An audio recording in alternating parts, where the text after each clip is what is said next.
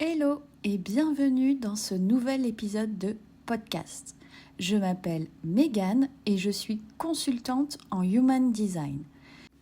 Si vous n'avez toujours pas votre schéma corporel, je vous invite à aller voir la description de cet épisode de podcast. Il y aura un lien pour aller faire votre schéma de façon tout à fait gratuitement.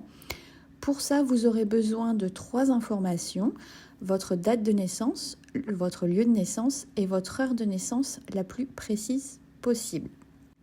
Je vous invite également à aller écouter les podcasts précédents pour en savoir plus sur les bases du Human Design. Maintenant, si vous êtes prêts, on va commencer l'épisode du jour. Dans l'épisode d'aujourd'hui, je voudrais qu'on parle en fait des interactions qui existent entre les différents types énergétiques. Qu'est-ce qui se passe qu'entre les manifestors, les générateurs, les manifesting générateurs, les projecteurs et les réflecteurs se rencontrent? Comment est-ce qu'ils peuvent collaborer, se soutenir et s'épanouir ensemble? C'est ce qu'on va voir dans l'épisode d'aujourd'hui. Alors commençons avec les manifestors et quelle est la dynamique entre eux et les autres types. Donc pour rappel, les manifestors, ce sont des initiateurs naturels qui sont dotés d'une énergie puissante et cette énergie, elle vient vraiment par pic. Et lorsqu'ils interagissent avec d'autres types énergétiques, leur style d'initiation peut parfois être perçu comme intimidant ou intrusif. Mais vraiment, leur capacité à initier le mouvement peut aussi inspirer et motiver les autres types à agir et à manifester leurs désirs, leurs projets, peu importe. Donc pour une interaction harmonieuse entre le manifestor et les autres types, il va vraiment être essentiel que le manifestor communique clairement son intention, respecte les besoins d'autonomie des autres et son propre besoin d'autonomie, bien évidemment. Et ils peuvent apprendre à expliquer leurs élans créatifs de manière constructive et à encourager les autres à contribuer de façon autonome à leur initiative. C'est vraiment sa stratégie au manifestor d'informer les personnes qui seront impactées par son action. Donc imaginons par exemple un manifestor qui travaille avec un générateur dans un projet d'équipe. Le manifestor, inspiré par une nouvelle idée, peut vraiment ressentir le besoin d'initier tout de suite des actions pour concrétiser cette idée. Cependant, il est important pour lui de communiquer clairement son plan et d'inviter le générateur à contribuer de façon autonome à sa réalisation. En respectant le besoin de liberté du générateur et en valorisant sa contribution, le manifestor, il peut créer une dynamique qui sera harmonieuse et collaborative dans l'équipe. Le manifestor, il peut aussi apprendre à reconnaître les moments où son énergie d'initiation est mieux utilisée en travaillant de façon indépendante plutôt que d'imposer ses idées aux autres. Et vraiment en développant une conscience de son impact sur les autres et en cultivant des relations qui sont basées sur le respect mutuel, le manifestor, il peut jouer un rôle puissant dans l'activation du potentiel créatif de chaque personne. Donc, quelles sont maintenant les dynamiques entre un générateur ou un manifesting générateur et les autres types énergétiques ? Donc, les générateurs et manifesting générateurs, ce sont les moteurs énergétiques du monde. Ils sont capables de générer de l'élan et de la manifestation dans le monde. Son énergie durable et sa capacité à persévérer dans les efforts en fait vraiment un partenaire qui sera précieux dans de très nombreuses situations. Attention tout de même, parce que sa tendance à être constamment actif peut parfois être perçue comme étouffante ou écrasante par les autres types énergétiques. Quand il interagit avec d'autres types énergétiques, donc le générateur ou le manifesting générateur, il apporte souvent une énergie contagieuse et un enthousiasme qui peut être vraiment très inspirant. Sa capacité à rester engagé et déterminé dans ses activités peut venir stimuler la motivation et l'élan des autres personnes. Par exemple, un générateur qui travaille avec un projecteur dans une équipe, eh bien son énergie constante peut fournir le soutien nécessaire pour maintenir le bon déroulé du projet. Alors que le projecteur, lui, apporte plutôt une perspective stratégique et des idées plutôt innovantes.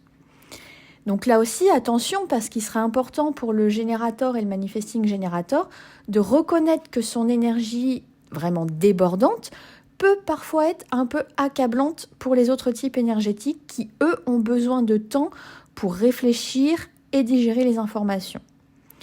Les projecteurs, par exemple, peuvent se sentir submergés par le rythme rapide et incessant des générateurs et manifesting générateurs, ce qui peut entraîner des sentiments de frustration ou bien d'isolement.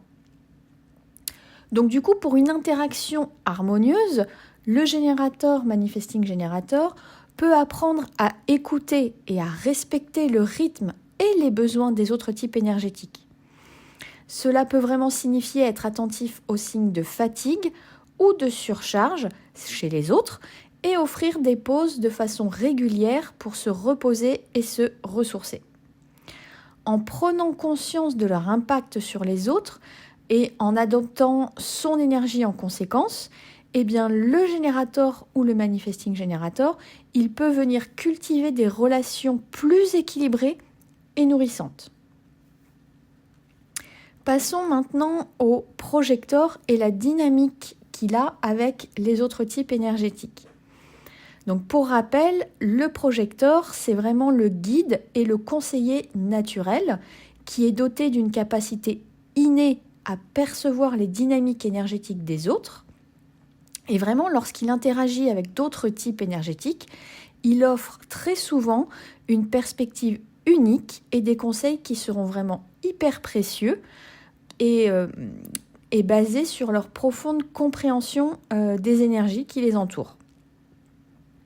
Donc le projecteur, eh bien, il peut se retrouver dans des situations où il se sent appelé à conseiller ou bien à guider les autres types énergétiques.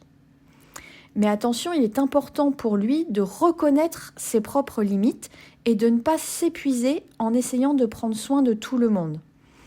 Il peut parfois se sentir submergé par les énergies des autres, ce qui peut l'amener à se retirer pour se ressourcer. Et donc, dans ses interactions avec les autres types, eh bien, le projecteur, il peut apporter une perspective stratégique, une compréhension profonde des dynamiques relationnelles. Il est vraiment capable de voir les schémas et les opportunités que les autres types ne voient pas forcément, ce qui en fait un allié précieux dans les projets collaboratifs. Attention, parce qu'il peut aussi parfois se sentir incompris ou ignoré par les autres types, en raison de son besoin de temps pour se décharger des énergies des autres et pouvoir réfléchir avant de pouvoir contribuer.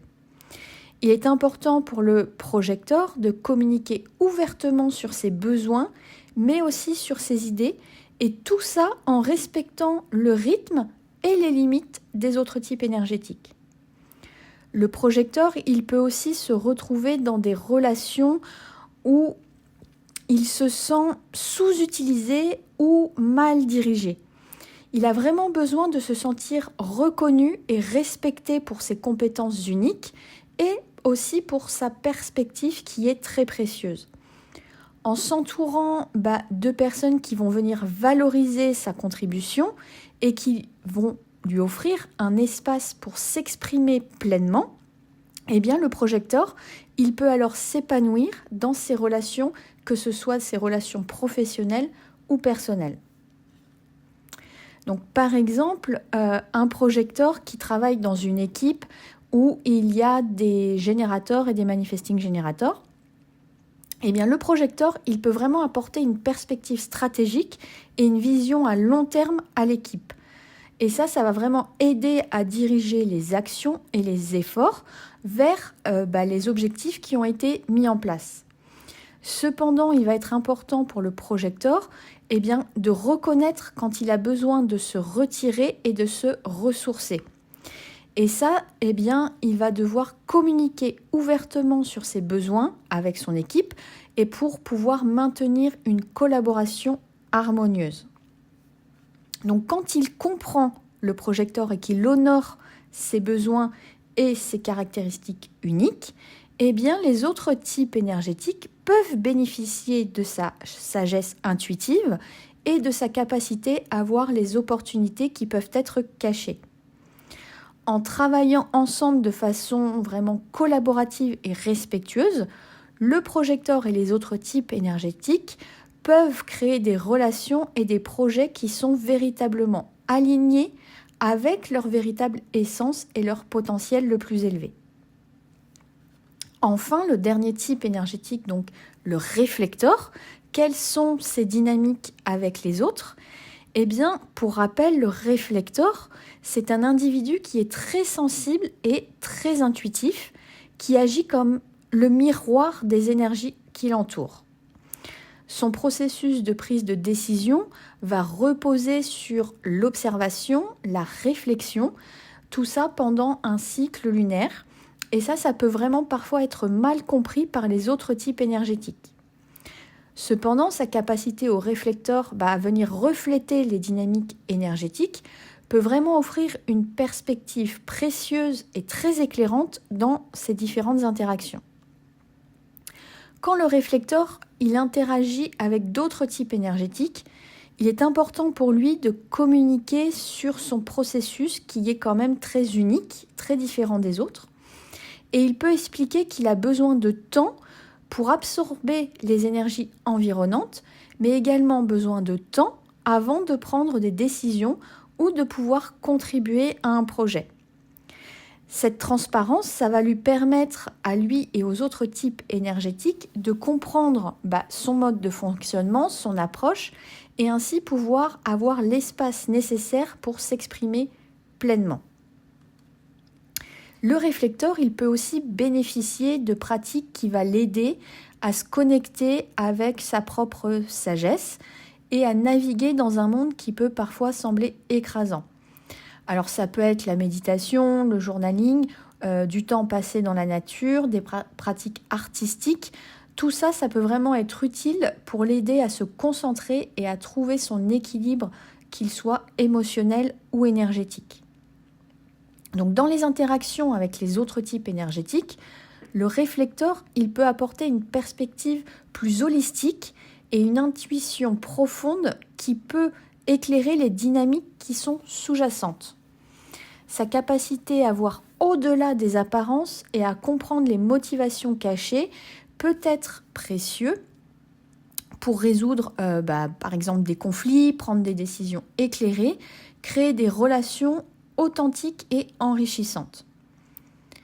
Donc, par exemple, un réflecteur qui travaille dans une équipe avec des générateurs et des manifesting générateurs, eh bien, le réflecteur observe les fluctuations d'énergie au sein du groupe et va détecter les moments les plus propices pour agir ou pour apaiser les tensions.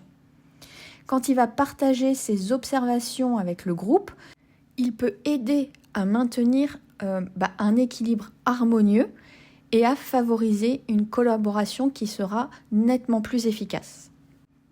Donc du coup, vous voyez qu'en comprenant et en honorant les besoins et les caractéristiques uniques de chaque type énergétique, eh bien, on peut collaborer de façon plus harmonieuse et épanouissante et vraiment pouvoir tirer parti des forces qui sont complémentaires de chaque personne. Voilà, cet épisode est fini pour aujourd'hui. J'espère qu'il vous a plu. Si c'est le cas, n'hésitez pas à liker, partager et commenter. Moi, je vous souhaite une excellente journée et je vous dis à très vite pour un nouvel épisode de podcast.